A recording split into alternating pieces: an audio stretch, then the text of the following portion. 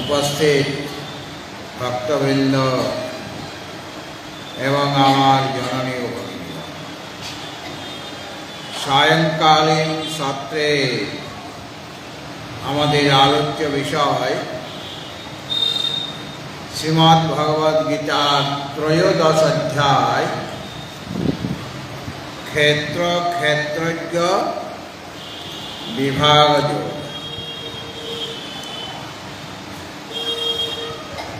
এই গীতার আলোচনা করার পূর্বে আমরা এই অধ্যায়ের 12 নম্বর শ্লোক থেকে সমবেতভাবে পাঠ করব। 12 ওম নমো ভগবতে বাসুদেবায়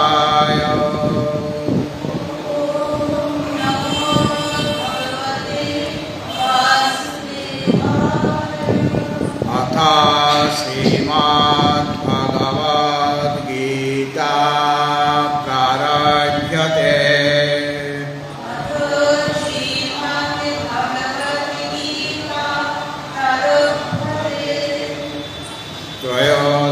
त्रयोदशोऽध्यायः क्षेत्र क्षेत्रज्ञ विभागयोगः।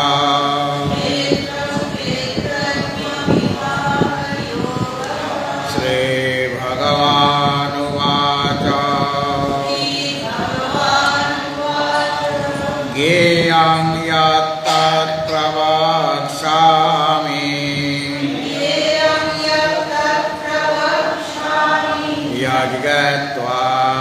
यज्ञत्वामृतमाश्नुते अनादिमत् परं ब्रह्म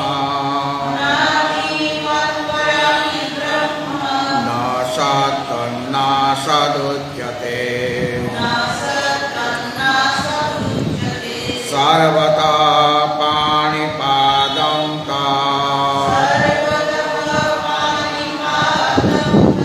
सर्वतोक्षि शिरोमुखः सर्वतः श्रुतिमाल्लोके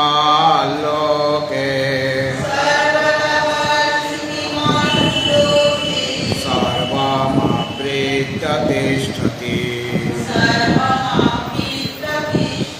सर्वेन्द्रिया गुणाभासा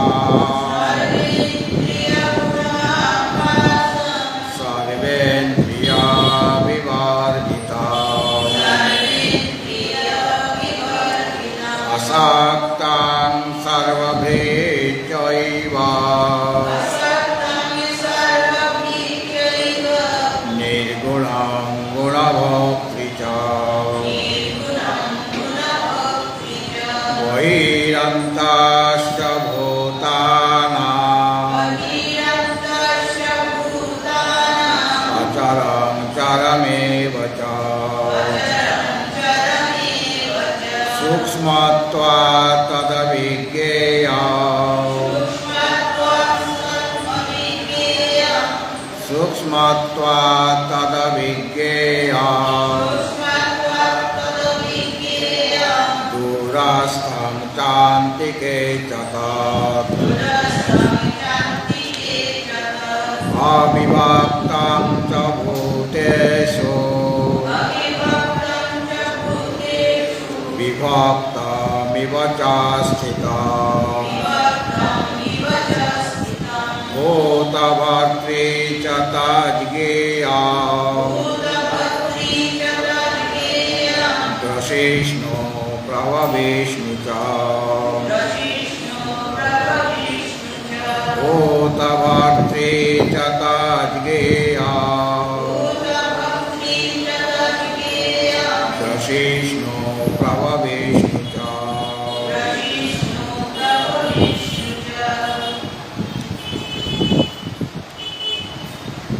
পূর্বে বলা হয়েছিল যে আমি এখন জ্ঞেয়ের স্বরূপ বলব। যৎ জ্ঞেয়ং তৎ প্রবক্ষ্যামি, যা আমাদের জানা দরকার, যৎ বিষয়ে আমার জ্ঞান হওয়া প্রয়োজন, তার কথা, সেই জ্ঞেয়ের কথা, জ্ঞাতব্যের কথা আমি তোমাকে বলবো। যৎ জ্ঞাত্বা অমৃতমস্তে, যা জানলে পরে অমৃত লাভ হবে, মোক্ষপদ লাভ হবে। তিনি অনাদিমৎ, তার কোনো আদি নেই, তার কোনো কারণ নেই। তিনি সতও নন আর অসতও নন, মানে কার্যও নন, কারণও নন। এবং যত প্রাণী আছে, সব প্রাণীর যত হস্ত, চরণ এবং অক্ষি মানে চক্ষু, মস্তক, মুখ, সব তারই সর্বত পাণিপাদং তৎ সর্বতোক্ষি শিরো মুখম সর্বত শ্রুতিমল লোকে সর্বম আবৃত্ত তিষ্ঠতি। অর্থাৎ যত হস্তচরণ ইত্যাদি আছে, মস্তক বা চক্ষু, মুখ, সবই তার মানে ওই যে হস্ত আদান প্রদান করছে, চরণ গমনাগমন করছে, চক্ষু রূপ দর্শন করছে, মস্তক তার নিজস্ব কাজ করে চলেছে, মুখ তার কাজ করছে। এগুলি সব যার সত্তার দ্বারা, যিনি আছেন বলেই, একজন চেতন তত্ত্ব রয়েছেন, সেই চেতন তত্ত্ব আছে বলেই হস্তপাদ ইত্যাদি নিজ নিজ কর্ম করতে সক্ষম হয়ে থাকে। এবং সর্বত্রই তার কর্ণ, মানে কর্ণের যে ব্যাপার, শব্দ গ্রহণ করা, সেটাও তিনি আছেন বলেই কর্ণ শব্দ গ্রহণ করতে পারে।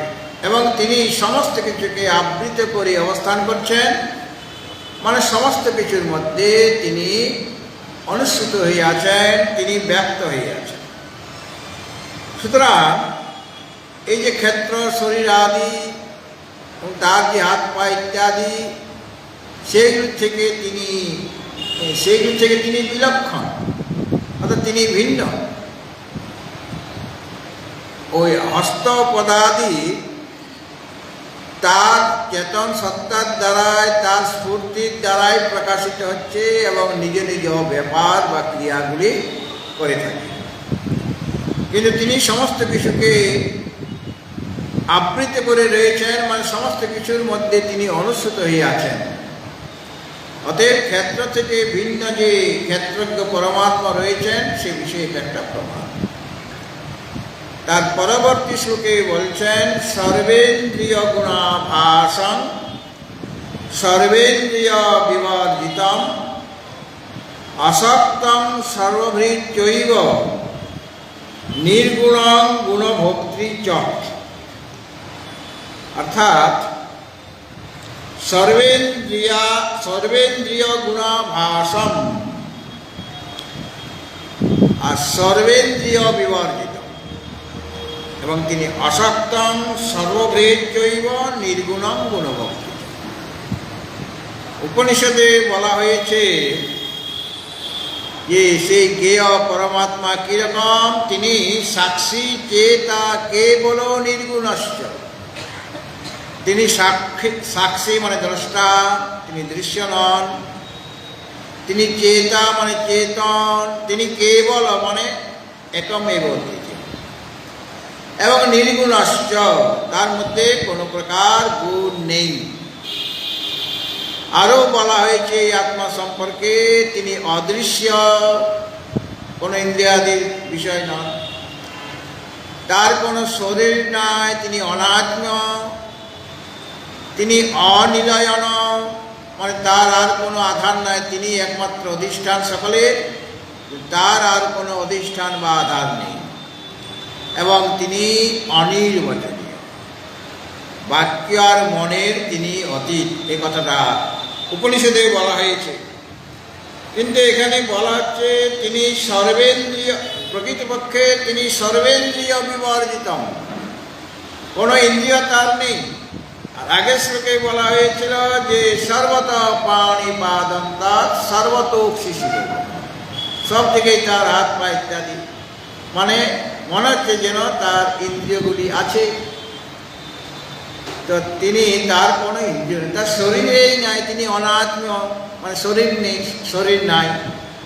আর শরীর না থাকলে কিভাবে তার ইন্দ্রিয় ইত্যাদি হতে পারে, মানে হাত পা মাথা মুখ, এগুলো কীভাবে হবে? যার শরীরেই নেই তিনি অশরীর। এই জন্য বলছেন যে তা প্রকৃতপক্ষে তার কোনো প্রকার ইন্দ্রিয় নাই।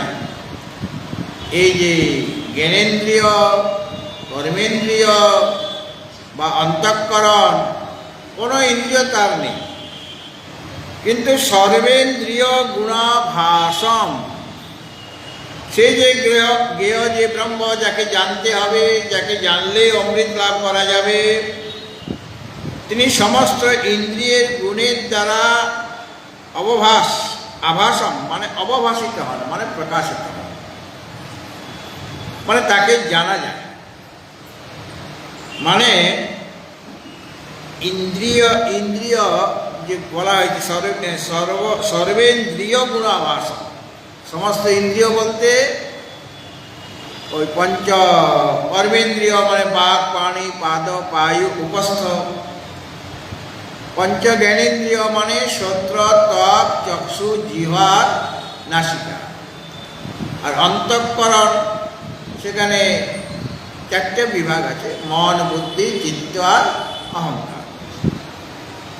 আবার চিত্ত অহংকার মন বুদ্ধির মধ্যে অন্তর্গত হয়ে যায়, এই জন্য দুটা বলা যেতে পারে, মন আর বুদ্ধি, এটা হল অন্তঃকরণ। এই যে জ্ঞানেন্দ্রিয় আছে, কর্মেন্দ্রিয় আছে পাঁচটা, মন আছে, বুদ্ধি আছে, এরা অন্তঃকরণ। এই সমস্ত ইন্দ্রিয়ের দ্বারা, এই সমস্ত যে ইন্দ্রিয় রয়েছে এইগুলি গ্রহণ করা হয়েছে। মানে ইন্দ্রিয় শব্দের সর্ব ইন্দ্রিয় বলতে পঞ্চকর্মেন্দ্রিয়, জ্ঞানেন্দ্রিয়, মন আর বুদ্ধি, এই কটা এইগুলিকে গ্রহণ করা হয়েছে। আর এগুলি হচ্ছে, ইন্দ্রিয়গুলি হচ্ছে সেই ব্রহ্মের উপাধি, অর্থাৎ তিনি আছেন বলে ইন্দ্রিয়গুলি নিজ নিজ কার্যে প্রবৃত্ত হয়ে যায়। এই যে ইন্দ্রিয়গুলি আছে এবং মন বুদ্ধি, ভগবান এখানে বলতে চেয়েছেন যে উপাধি রূপ যে অন্তঃকরণ বা এই যে ইন্দ্রিয়গুলি রয়েছে, 10টা বহিরিন্দ্রিয় এবং অন্তরিন্দ্রিয় হচ্ছে মন বুদ্ধি, এর দ্বারাই ওই এটা এই ইন্দ্রিয়গুলি ব্রহ্মে অধ্যস্ত হয়ে গিয়েছে। এই ইন্দ্রিয়গুলি ব্রহ্মে অধ্যস্ত হয়ে গিয়েছে। যেমন রজ্জুর মধ্যে আমরা যখন সর্প দেখি, সর্পের তো কোনো সত্তা পৃথকভাবে নাই, কিন্তু সর্প রজ্জুতে অধ্যস্ত হয়ে গিয়েছে। এই জন্য সর্পের যে ধর্ম, মানে তার মধ্যে বিষ আছে, সে ফোঁস ফোঁস করবে বা তাকে দেখলে ভয় জাগবে মনে, সেইগুলি, সেই ধর্মগুলি, এবং সর্প দুটো, সর্প রজ্জুতে অধ্যস্ত, আর সর্পের যে ধর্ম, সে বিষধর, বিষত্ব ধর্ম বা ভয়ত্ব, এই ধর্মগুলি কোথায় আরোপিত হয়ে গিয়েছে? রজ্জুতে। আছে তো সামনে রজ্জুয়ে, কিন্তু সেই রজ্জুটাকে এখন সর্প বলে আমার কাছে প্রতীত হচ্ছে মাত্র। তাহলে সর্প যেমন রজ্জুতে অধ্যস্ত, সেরকম সর্পের ধর্মও রজ্জুতে অধ্যস্ত হয়ে গিয়েছে। এখন সেই পথ দিয়ে যেতে পারছি না আমি। ঠিক সেরকমভাবে ইন্দ্রিয়ের যে কাজ, নিজের নিজের যে কাজ, ভিন্ন ভিন্ন কাজ রয়েছে, বা কথা বলা, বা পানি আদান প্রদান করা, চরণ গমনাগমন করা, এইগুলি হচ্ছে ইন্দ্রিয়ের কাজ। সেরকম জ্ঞানেন্দ্রিয়, প্রত্যেক ইন্দ্রিয়ের, জ্ঞানেন্দ্রিয়ের যে 5টা জ্ঞানেন্দ্রিয় আছে, শ্রোত্র, ত্বক, চক্ষু ইত্যাদি, সকলেরই আলাদা আলাদা বিষয় রয়েছে, শব্দ, স্পর্শ, রূপ, রস, গন্ধ আছে।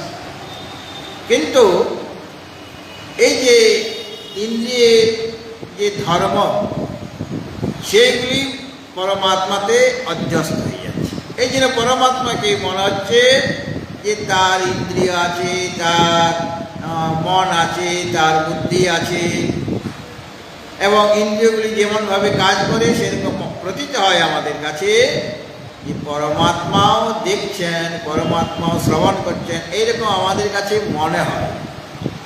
কিন্তু প্রকৃতপক্ষে অধ্যস্তের দোষ বা গুণের দ্বারা অধিষ্ঠান সত্তা কি লিপ্ত হয়ে যায়? দড়িটা কি দড়ির মধ্যে কি বিষ এসে যাবে?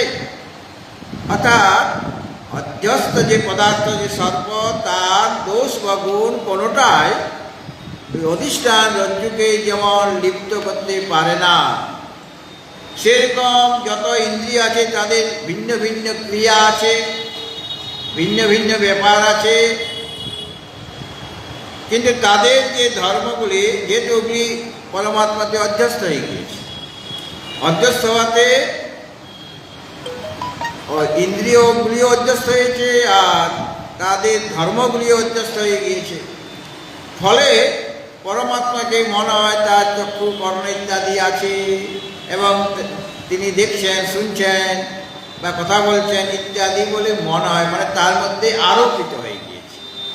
এই আরোপিত ধর্মগুলি তো সত্য নয়, ওটা তো ওই কল্পিত সর্পের ধর্ম ছিল। ঠিক সেরকমভাবে এখানে যেমন কল্পিত সর্পের ধর্ম ওখানে প্রতীত হচ্ছে বলে মনে হচ্ছে, আসলে কোনো ধর্ম, সর্পের কোনো ধর্ম রজ্জুর মধ্যে এসে যায় না। ঠিক সেরকমভাবে এই যে জগৎ প্রপঞ্চ, তার মধ্যে কত প্রাণী রয়েছে, স্থাবর আছে, অস্থাবর আছে, স্থাবর জঙ্গম অনেক কিছু রয়েছে, সেগুলি ওই রজ্জুতে সর্পের মতো, অর্থাৎ পরমাত্মাতে জগতের অধ্যাস হয়ে গেছে। জগতের অধ্যস্ত, আর তিনি হলেন, পরমাত্মা হলেন অধিষ্ঠান। কাজেই এই শরীর আদির যে ধর্ম, সেখানে সেটা পরমাত্মার ধর্ম বলে মনে হচ্ছে, অর্থাৎ ওইটা তার উপাধি হয়ে গেল। উপাধি হওয়াতে তখন তিনি দেখছেন সব দিকেই তার ইন্দ্রিয়, সব দিকেই তার মস্তক ইত্যাদি রয়েছে, এরকম প্রতীত হয়। আসলে তার কোনো মস্তকও নাই, কারণ তিনি তো ওই কেবল, এবং তার মধ্যে কোনো ভেদ নাই। স্বগত, সজাতীয়, বিজাতীয়, এই যে 3 প্রকারের ভেদ আছে, কোনো প্রকার ভেদ তার মধ্যে নেই। হস্তপদার্থ থাকলে তো নিজের মধ্যে স্বগত ভেদ এসে যেত, কিন্তু সেটা নয়। এই জন্য উপনিষদে বলছেন ধ্যায়তি ইব লেলায়তি ইব, ইব শব্দের প্রয়োগ করা হয়েছে, যেন তিনি ধ্যান করছেন এরকম মনে হয়। সে পরব্রহ্ম সম্পর্কে বলা হয়েছে ধ্যায়তি ইব, যেন তিনি ধ্যান করছেন। ধ্যানটা কার কাজ? মনের কাজ বা বুদ্ধির কাজ, ধ্যান করা। আসলে এই যে মনের যে ধ্যান, সেটা পরমাত্মাতে আরোপিত হয়ে গেছে। আরোপিত হওয়াতে মনে হচ্ছে যেন তিনি ধ্যান করছেন। লেলায়তি লেলায়তি মানে চলা বা ক্রিয়া করা, কোনো ক্রিয়া বা চলা, যেন তিনি চলছেন বা ক্রিয়া করছেন। ক্রিয়া করাটা কার কাজ? ওটা তো কর্মেন্দ্রিয়ের কাজ।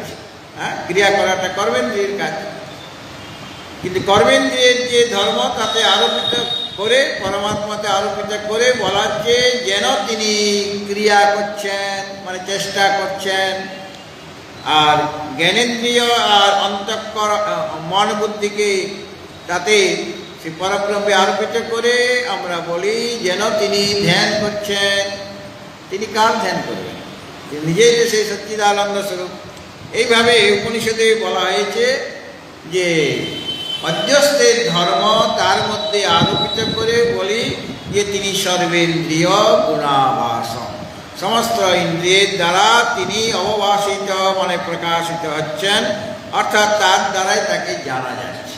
প্রকৃতপক্ষে তিনি সর্বেন্দ্রিয় বিবর্জিতম, কোনো প্রকারের ইন্দ্রিয় তার নেই।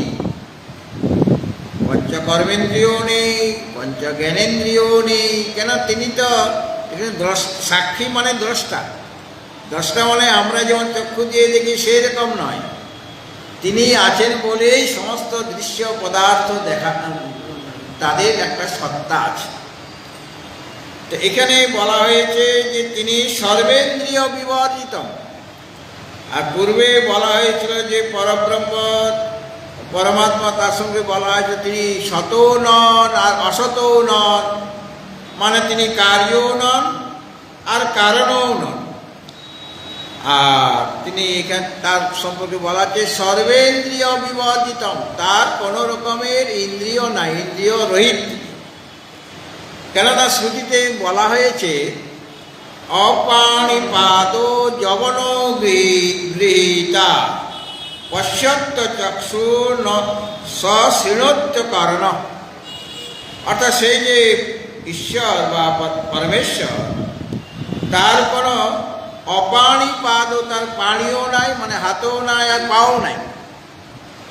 যদিও ওখানে বলা হয়েছিল যে সর্বতক্ষী শিরোমুখম, ওই সর্বত পাণিপাদম তৎ সর্বতক্ষী শিরোমুখম, ওটা ওখানে বলা হয়েছে। বলা হয়েছে এই কারণে যে ওই সমস্ত ইন্দ্রিয়গুলি চেতনের সত্তার দ্বারা সত্তাবান হয়ে বা সেই রকম শক্তি পেয়ে তারা নিজের কাজ করতে সমর্থ। আসলে তার কোনো চরণ বা হস্ত কিছুই নেই। অপাণিপাদ যবন গৃহীতা, তার কোনো হাতও নেই, পাও নেই, হাত পা ছাড়াই তিনি চলেন বা গ্রহণ করেন। পানি মানে হাত থাকলেই তো আদান প্রদান করা যায়, পা থাকলে চলাফেরা করা যায়, তার তো কোনো হাত পা কিছুই নেই। অথচ তিনি যবন গৃহীতা, তিনি ওই হাত পা ছাড়াই তিনি চলছেন, তিনি গ্রহণ করছেন, এরকম বলা হয়েছে। তার আসলে কোনো পানি বা পাদ নেই। মনে করুন আমরা এখন এই বটতলাতে আছি,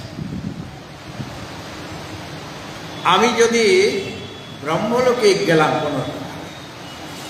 কোনোভাবে আমি ব্রহ্মলোকে গেলাম, সেখানে গিয়ে কি দেখবো যে সেখানে পরমাত্মা রয়েছে। তাহলে গেলেন কি করে?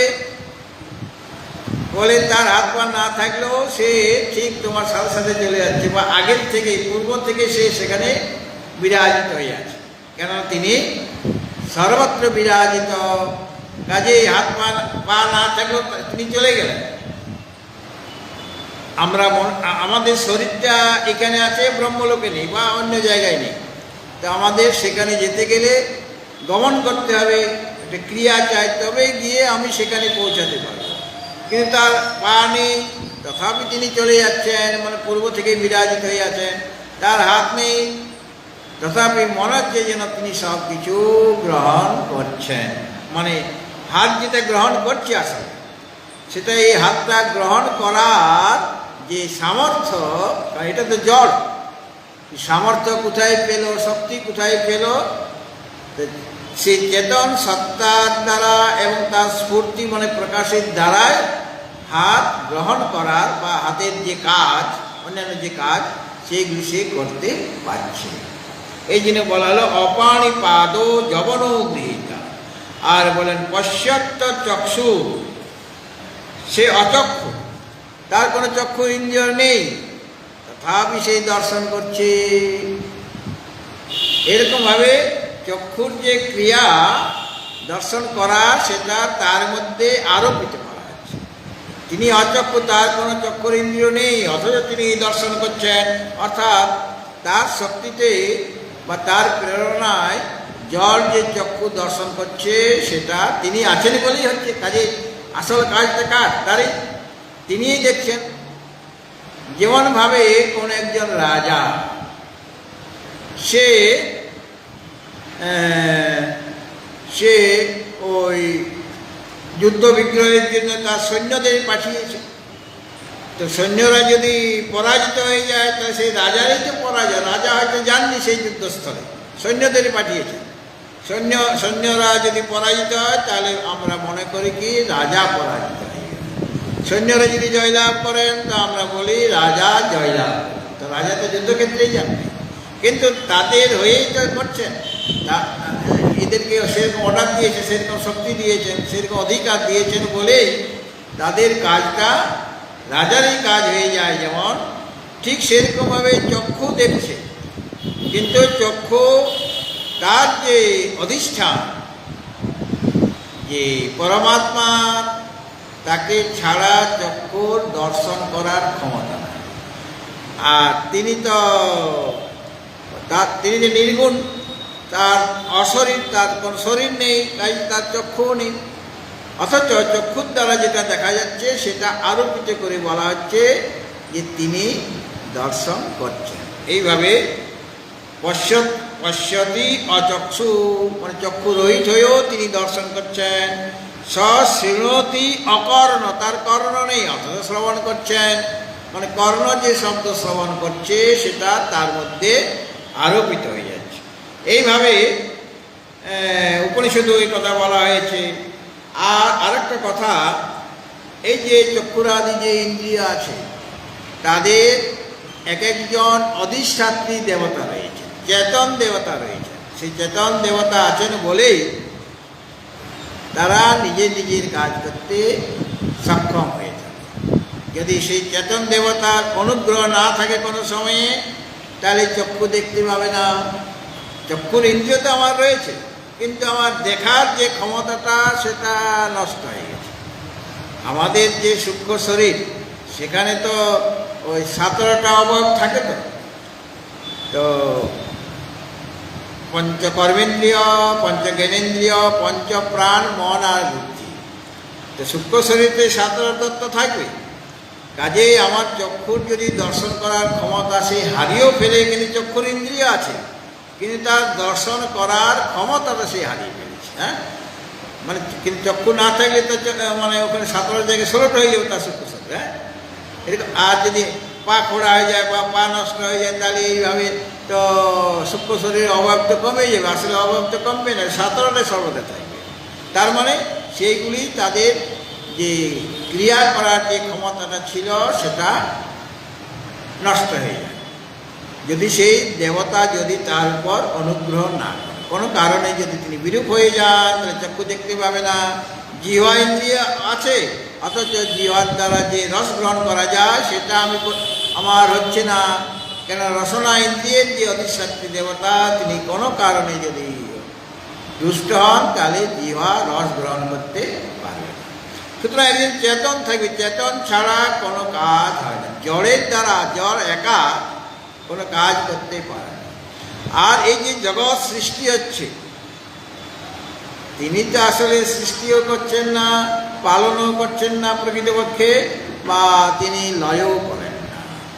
কার দ্বারা হচ্ছে না, ওই প্রকৃতি বা মায়া পরমাত্মাকে আশ্রয় করে তার থেকে সৃষ্টি স্থিতি লয় হচ্ছে।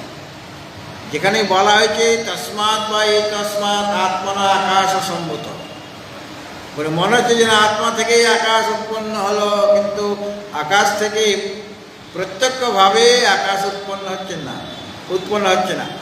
পরমাত্মাকে অধিষ্ঠান করে মায়া, পরমাত্মাকে আশ্রয় করে সেই মায়া থেকে বা প্রকৃতি থেকে আকাশ, মানে মায়া থেকে আকাশ, আকাশ থেকে বায়ু, বায়ু থেকে অগ্নি, অগ্নি থেকে জল, জল থেকে পৃথিবী, এইভাবে এই ক্রমে এই সারা বিশ্ব প্রপঞ্চ সৃষ্টি হচ্ছে।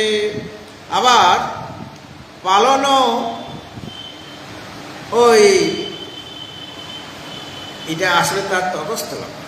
সৃষ্টি স্থিতি লয়কর্তা, যেখানে জন্মাদ্যস্যে যত বলা হয়েছে সেটা ব্রহ্মের তটস্থ লক্ষণ, অর্থাৎ ওগুলি আসলে তার মধ্যে নাই, কিন্তু মায়িক দৃষ্টিতে মনে হচ্ছে যেন জগতে সৃষ্টি আছে, আর সৃষ্টি থাকলে তার পালন করতে হবে, আর তার একদিন লয়ও করতে হবে। শুধু সৃষ্টি করে গেলে তো চলবে না, মাঝে মাঝে লয়েরও দরকার। লয় না হলে এই সংসারটা বেঁচে থাকার মতো জায়গা থাকবে না। কেন, যদি কারো যদি মৃত্যু না হয়, সকলেই আছে, জন্ম হয়েছে কিন্তু কেউ আর যাচ্ছে না, কারো মৃত্যু নেই, তাহলে পর থাকার জায়গা পাওয়া যাবে নাকি খাওয়ার জিনিস পাওয়া যাবে? চলারও জায়গা পাওয়া যাবে না, মানে গায়ে গায়ে লেগে যাবে, এত প্রাণী এসে যাবে। এই জন্য মাঝে মাঝে তাকে লয়ও করতে হয়। তো এই যে এইগুলি হচ্ছে সৃষ্টি স্থিতি লয়, আসলে পরব্রহ্মের মধ্যে বা পরব্রহ্মের দ্বারা কোনো সৃষ্টি স্থিতি লয় নেই। যেমন ওখানে ভ্রমে যে ভ্রমবশতে সর্পটা দেখছি, সেটার কি কোনো উৎপত্তি হয়েছে? যে সাপটাকে খাওয়াতে হবে, তাকে পালন পোষণ করতে হবে, কাজে তার খাওয়া দাওয়ার ব্যবস্থা করা দরকার, বা একসময় সাপটাকে মারতে হবে, হ্যাঁ, খুব যদি দুষ্টামি করে, সেটা প্রয়োজন হবে না। কেন, তার প্রকৃতপক্ষে উৎপত্তি হয়নি, ওটা তো ভ্রম মাত্র। ঠিক সেরকমভাবে পরমাত্মা থেকে জগতের যে সৃষ্টি, সেটা আমাদের কাছে ভ্রম, মানে মায়ার দ্বারা সেটা উৎপন্ন হয়েছে। কাজেই জগৎ মাত্রই মায়িক বা কাল্পনিক, অতএব সেগুলি হলো মিথ্যা। তো যা কিছু মানে দেখা যাচ্ছে, ইন্দ্রিয়ের দ্বারা যা কাজ হচ্ছে, সেই কাজগুলি তিনি আছেন বলে জড় ইন্দ্রিয়গুলি কাজ করতে সক্ষম হচ্ছে।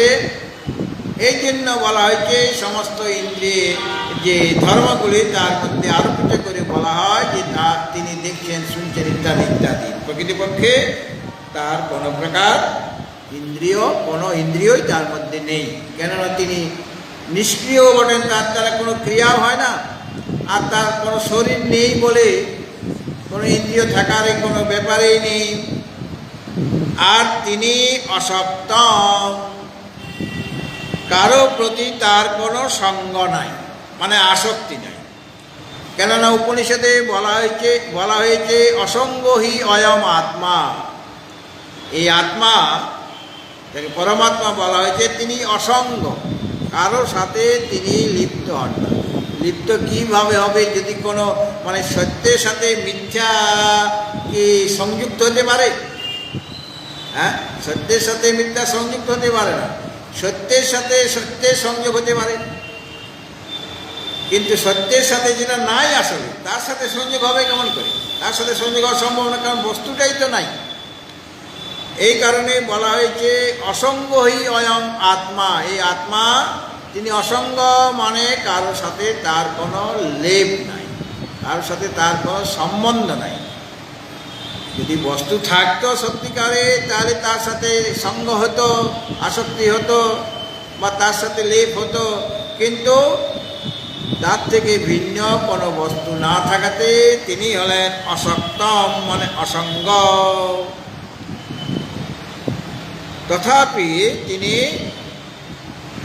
একবার বলা হচ্ছে তিনি মানে এখানে বিরুদ্ধ কথা পরপর বলা হচ্ছে। সর্বেন্দ্রীয় গুণবাসন বলা হচ্ছে, আবার পরবর্তীকালে বলা হচ্ছে সর্বেন্দ্রীয় বিবর।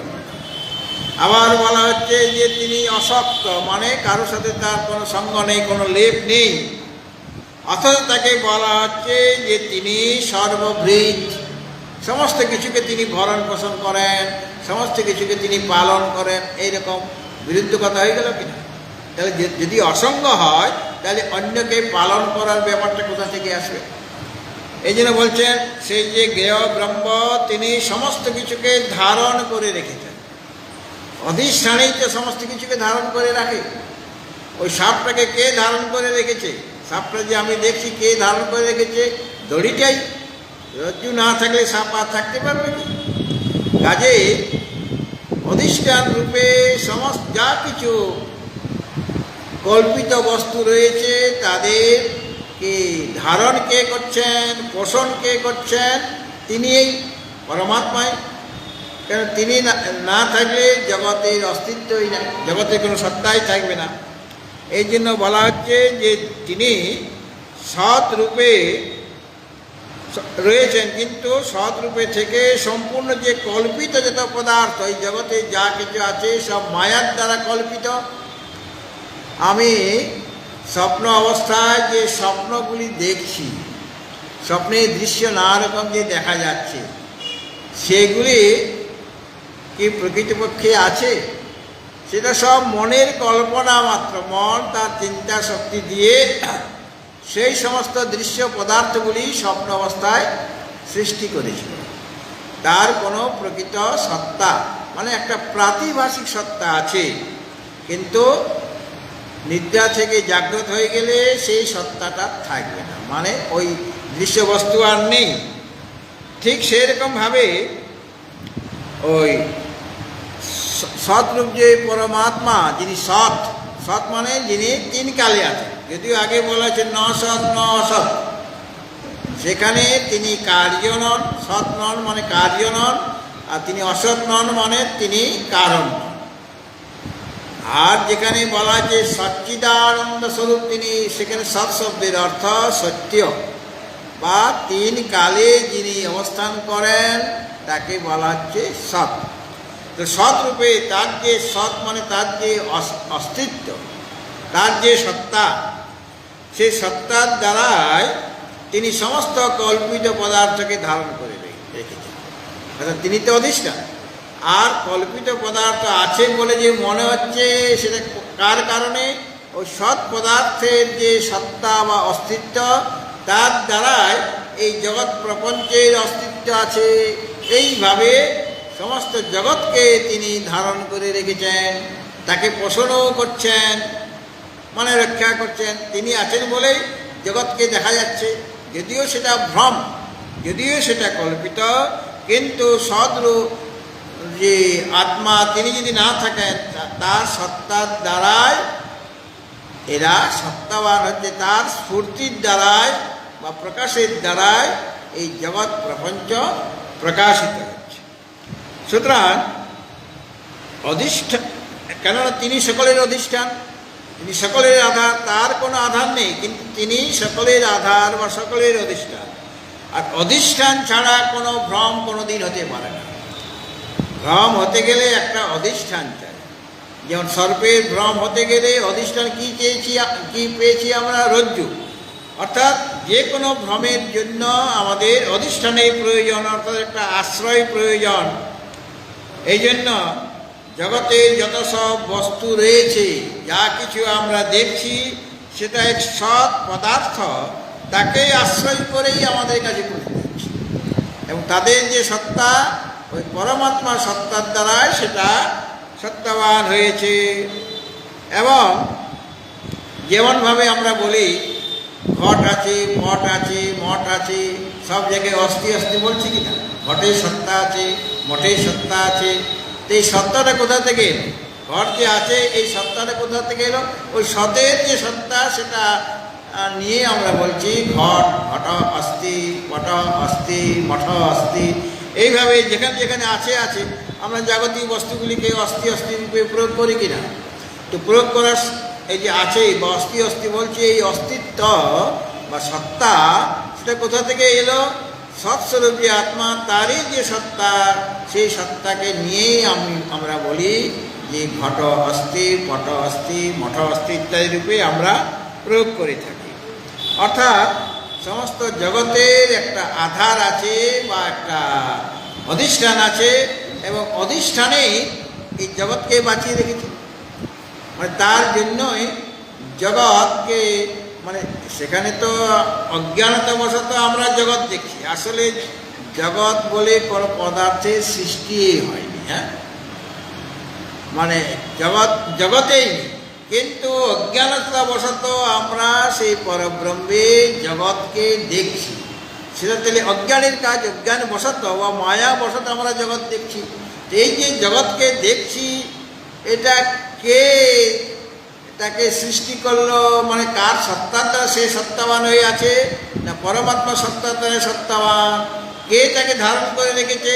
ওই অধিষ্ঠানই তাকে ধারণ করে রাখবে। এই জন্য পরমাত্মার এক নাম হয়ে গেল ধর্ম। ধর্ম মানে যিনি ধারণ করেন তিনি ধর্ম। তা আমাদের এই যে এত বিরাট জগৎ প্রপঞ্চ রয়েছে, এইগুলিকে ধরে রেখেছে এত এত গ্রহ, এত এত নক্ষত্র, সূর্য, চন্দ্রমা, এদেরকে ধারণ করার মতো তো একজন লোক দরকার। সেরকম সমর্থ লোকের দরকার, যিনি সমস্ত জগৎকে, অনন্ত জগৎও অনন্ত, পরমাত্মা যেমন অনন্ত, এই জগৎটাও অনন্ত, এবং এখানে বিচিত্র সব জিনিসপত্র রয়েছে, বা এই গ্রহ নক্ষত্র অনেক অনেক রয়েছে, বৃক্ষলতা পাতা অনেক আছে, অনেক রকমের প্রাণী আছে, তাদেরকে ধারণ করে রেখেছেন অধিষ্ঠান রূপে সেই পরব্রহ্মই। এই জন্য তাকে বলা হচ্ছে সর্ববৃহৎ। মানে যা কিছু আছে, যা কিছু দেখা যাচ্ছে জগৎ প্রপঞ্চে বা বিশ্ব প্রপঞ্চকে সব কিছুকে ধারণ করে রেখেছেন একমাত্র তিনি। কেন? তিনিই হলেন সমস্ত জগতের একমাত্র অধিষ্ঠান বা আধার। তারপরে বলা হলো তিনি নির্গুণং গুণভোক্তৃচ। একদিকে বলা হচ্ছে নির্গুণ, আরেকদিকে বলা হচ্ছে গুণের ভোক্তা। দুটো পরস্পর বিরুদ্ধ কথা হয়ে যাচ্ছে। নির্গুণ মানে যার মধ্যে সত্যগুণও নেই, রজগুণও নেই, তমগুণও নেই। হ্যাঁ, তাকে তো নির্গুণ বলা হয়। তো জাগতিক যত পদার্থ সব গুণবান, কেননা সমস্ত জগৎ কোথা থেকে সৃষ্টি হয়েছে? মায়া থেকে বা অজ্ঞান থেকে। আর মায়ার মধ্যে বা অজ্ঞানের মধ্যে তিনটা গুণ আছে, সত্য, রজত, তম, এই তিনটা গুণ আছে। সত্যের কাজ কি? সত্যগুণের কাজ হচ্ছে সুখ দেওয়া, মানে জাগতিক সুখ দেওয়া। আর রজগুণের কাজ দুঃখ দেওয়া, তমগুণের কাজ হলো মোহ, মানে অবিবেক উৎপন্ন করে দেবে। সত্যগুণ সুখ প্রদান করবে, রজগুণ দুঃখ প্রদান করবে, আর তমগুণ মোহ বা আমাদের মনের মধ্যে অবিবেক উৎপন্ন করে দেবে। কিন্তু সেই পরব্রহ্ম, যিনি জ্ঞেয় ব্রহ্ম, তিনি কীরকম? না তিনি নির্গুণ, অর্থাৎ তার মধ্যে কোনো গুণ নেই। মানে সত্য, রজ, তম, এই তিনটা গুণের তিনি অতীত। কোনো গুণ নাই তার কপালে আগুন, মানে তিনি নির্গুণ। অর্থাৎ সত্যগুণও নাই, রজগুণও নাই, তমগুণও নাই।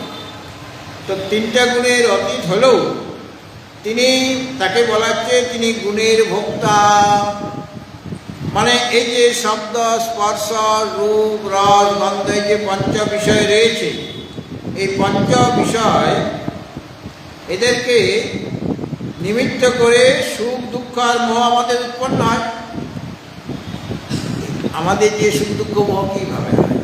এই যে পাঁচটা বিষয় রয়েছে, শব্দ, স্পর্শ, রূপ, রস, গন্ধ, এই পাঁচটা বিষয়কে অবলম্বন করে আমরা যদি আমার অনুকূল বস্তু পাই তাহলে সুখ হবে, প্রতিকূল বস্তু পেয়ে গেলে দুঃখ হবে।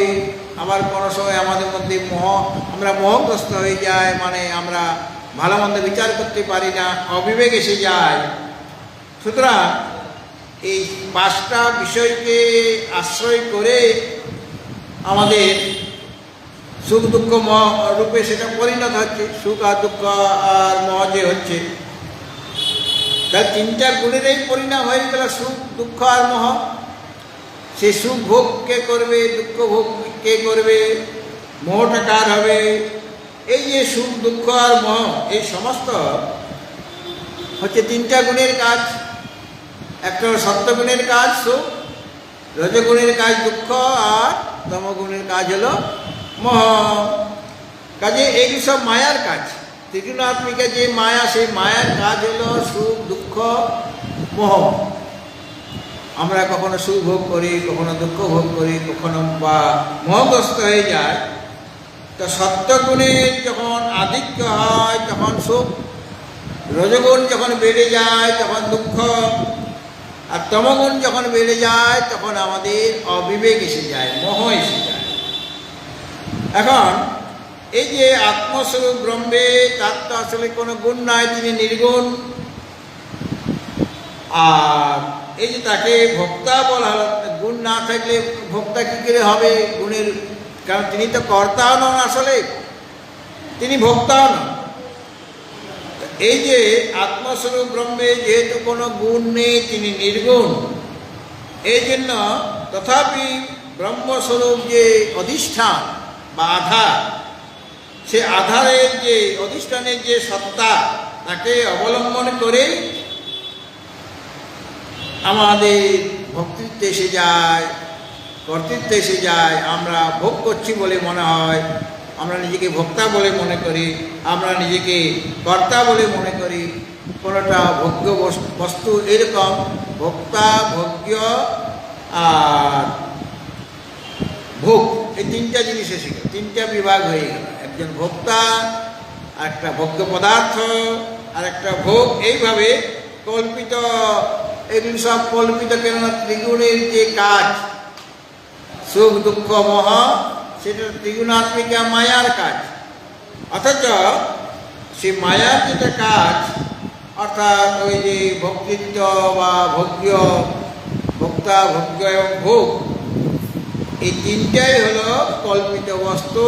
অধিষ্ঠানের সত্তা ছাড়া এই অধ্যস্ত বা কল্পিত যে সত্তা রয়েছে সুখ দুঃখ আর মোহ, সেটা সত্তা থাকা সম্ভব হতে না।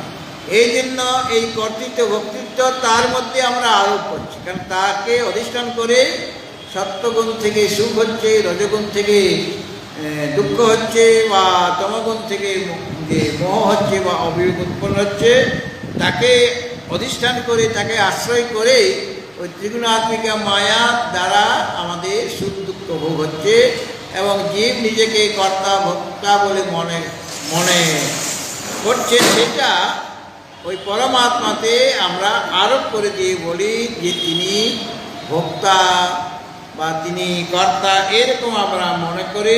আসলে তিনি ভোক্তাও নন, ভোগ্যও নন, ভোগও নন, বা তিনি কর্তাও নন।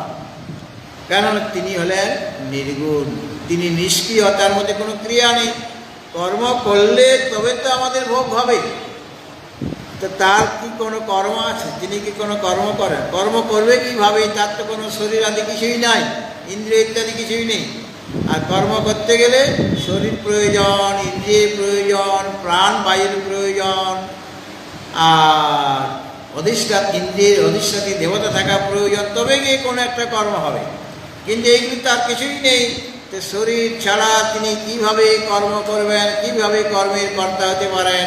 কিন্তু ওই কল্পিত বস্তুর ধর্মগুলি, কর্তৃত্ব ভোক্তৃত্ব, সেইগুলি তাতেই আরোপ করে আমরা বলি বা প্রতীত হয় যে যেন তিনি ভোক্তা, যেন তিনি কর্তা, যেন তিনি মোহগ্রস্ত হয়ে যাচ্ছেন বা সুখ দুঃখ লাভ করছেন, এরকম মনে হয় মাত্র।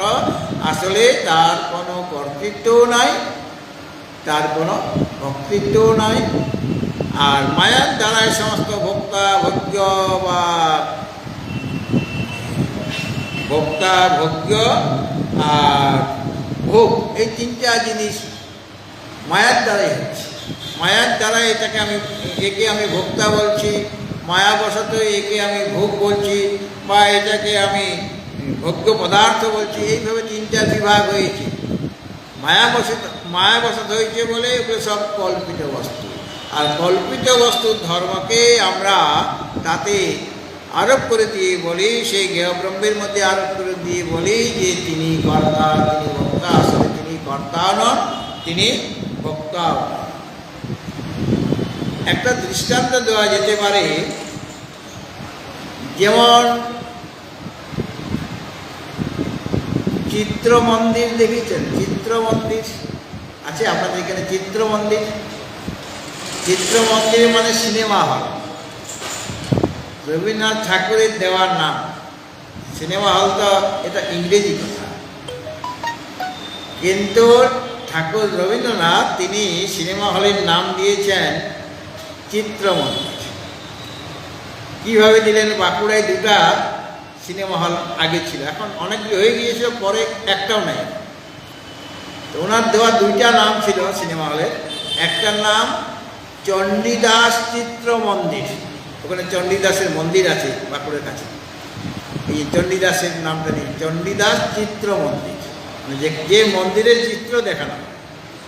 হ্যাঁ, তাহলে ওটা একটা মন্দির, মানে ঠাকুরের, রবীন্দ্রনাথ ঠাকুরের ভাষায় ওটা একটা মন্দির, মানে সেখানে ভালো ভালো ছবি দেখানো দরকার, ভালো ভালো চিত্র দেখানো দরকার, আধ্যাত্মিক চিত্র দেখানো দরকার। আরেকটা সিনেমা হল ছিল তার পাশেই, তার নাম দেওয়া হয়েছিল বিনা পানি, কি যেন বিনা পানি মানে সরস্বতী নামটা দেওয়া। তার সাথে আরেকটা কি সেটা আমার মনে নেই, সেটা চিত্র মন্দির কিনা আমার ঠিক এখন। তাহলে এই যে চিত্র মন্দির আপনারা এখানে আছে, সিনেমা হল আছে, চিত্র মন্দির আছে, আছে এখন? এখন নাই, আছে। তো চিত্ত মন্দিরে আপনারা গিয়েছেন কোনো সময়ে? গিয়েছেন।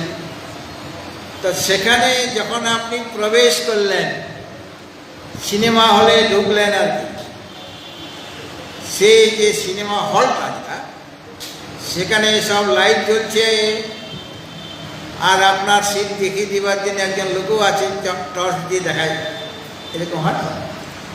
আর সামনে আপনি কি দেখছেন? একটা সাদা পর্দা। আপনি ভাবছেন এত টাকা দিয়ে ঢুকলাম এখানে, আর দেখছি কি একটা সাদা পর্দা। আরে আমাদের কত সাদা কাপড় ছিল ঘরে, সব জুড়ে বড় করে যদি একটা পর্দা করে নিতাম কাপড় দিয়ে, আমাদের ঘরে অনেক কাপড় ছিল, তাহলে পর্দা একটা হয়ে যেত, ঘরের মধ্যে লাগিয়ে দিতাম, সেটাকে দেখতাম বসে বসে। সেরকম কেউ করে কি?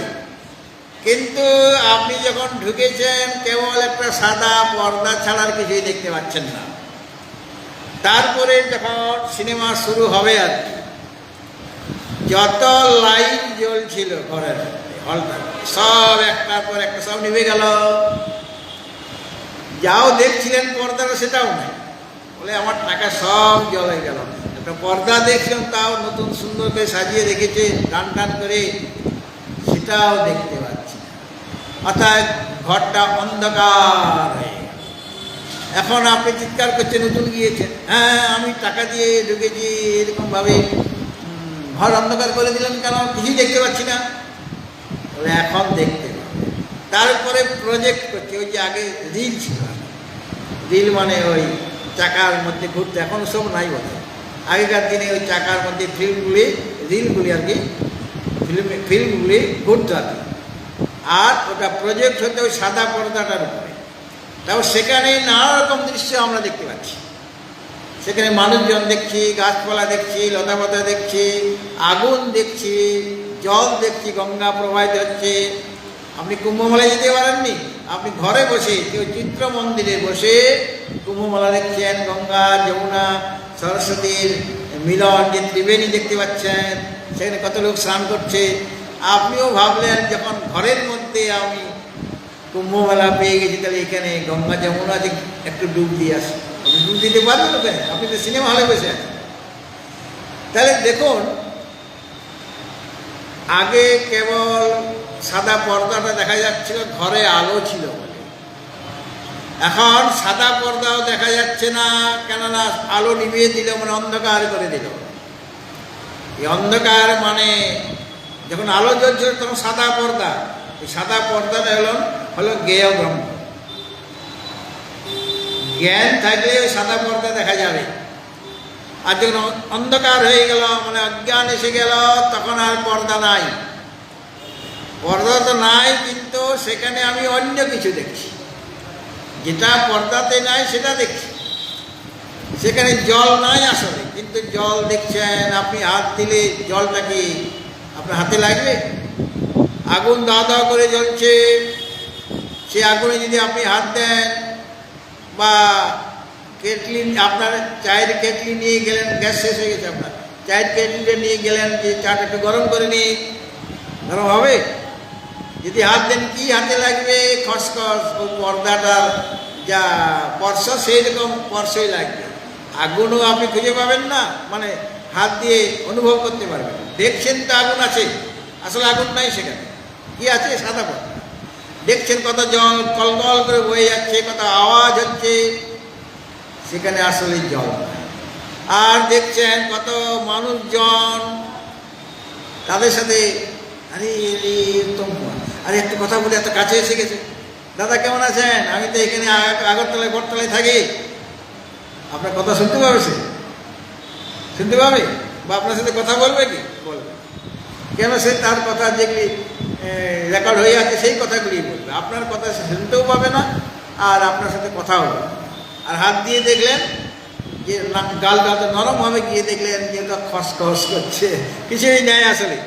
অর্থাৎ কোনো প্রাণী নাই সেখানে, কোনো পশু পাখি নাই, কোনো লতা পাতা কিছুই নেই। অর্থাৎ কেন দেখছেন? ওই অজ্ঞানের জন্য, অন্ধকারের জন্য এগুলি দেখতে পাচ্ছেন। অজ্ঞান আছে, অন্ধকার আছে বলেই দেখতে পাচ্ছেন। সেরকমভাবে পরমাত্মাতে জগৎ প্রপঞ্চ নাই, কিছুই নাই, সব ওই পর্দা দৃশ্যের মতো কাল্পনিক বা মিথ্যা। তথাপি ওই যে দৃশ্যগুলিকে ধারণকে করে রেখেছে, পর্দা যদি সরিয়ে দিই তাহলে দৃশ্য দেখা যাবে? পর্দাটা আছে বলেই আপনি সিনেমাটা দেখতে পাচ্ছেন, চিত্রগুলি দেখতে পাচ্ছেন। তাহলে এই যে এত মানুষজন আপনি দেখছেন, ওখানে এত জল দেখছেন, পাহাড় পর্বত দেখছেন, আর আপনি ওই চিত্র মন্দিরে বসেই দেখতে পাচ্ছেন আপনি কেদারনাথে পৌঁছে গেছেন, কেদারনাথ দর্শন করছেন। তো এই যে কেদারনাথ বা যা কিছু আপনি দেখছেন, যত দৃশ্যাবলী ওখানে দেখা যাচ্ছে, সেইগুলিকে ধরে রেখেছে ওই পর্দা। সেরকমভাবে এই সংসারে যা কিছু দৃশ্য পদার্থ দেখছি, সত্য বলেই আমাদের কাছে মনে হচ্ছে, কিন্তু এগুলিকে ধারণ করে রেখেছে ওই জ্ঞেয় ব্রহ্ম। কেন? এগুলো তো সব দৃশ্যবস্তু, ওই পর্দাতে যে ছবিগুলি দেখছি তার মতোই কল্পিত বা মিথ্যা, আসলে তার কোনো সত্তা নাই। আর কে ওগুলিকে পালন করছে, কে তাকে ধারণ করেছেন, তাকে পালনও করছেন ওই পর্দায়। পর্দা সরিয়ে দিলে আর তার কেউ থাকতে পারবে না, কোনো দৃশ্য দেখা যাবে না। সেরকম পরমাত্মা তিনি সব দৃশ্য, মানে জগৎ প্রপঞ্চকে ধারণ করে রেখেছেন, আর তিনি এই সমস্ত কিছুকে পালন করছেন। তাকে সরিয়ে দিলে, তাকে যদি সরিয়ে দেওয়া হয় সাদা পর্দাকে, তাহলে দৃশ্য যেমন দেখা যাবে না, তাহলে পালন হচ্ছে না। সেরকম তিনি আছেন বলেই জগতের পালন হচ্ছে।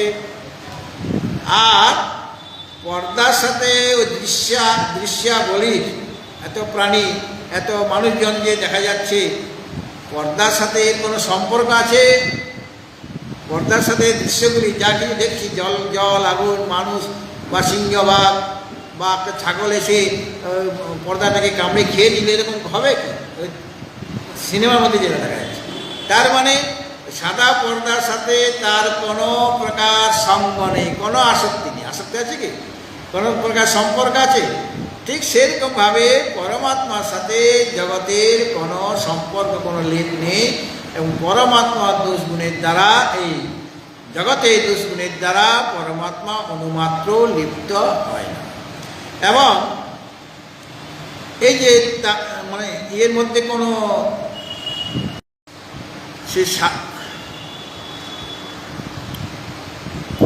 সে সাদা পর্দা, সে যেমন তাকে